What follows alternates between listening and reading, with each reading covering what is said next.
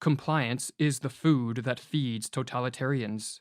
Compliance is not, and never will be, the path back to some form of normality.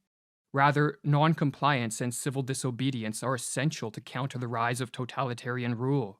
But in addition to resistance, a forward escape into a reality absent the sickness of totalitarian rule requires the construction of a parallel society.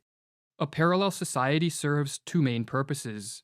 It offers pockets of freedom to those rejected by the totalitarian system or who refuse to participate in it, and it forms the foundation for a new society that can grow out of the ashes of the destruction wrought by the totalitarians.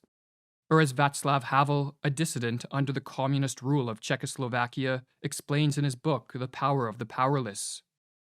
When those who have decided to live within the truth have been denied any direct influence on the existing social structures, not to mention the opportunity to participate in them, and when these people begin to create what I have called the independent life of society, this independent life begins of itself to become structured in a certain way.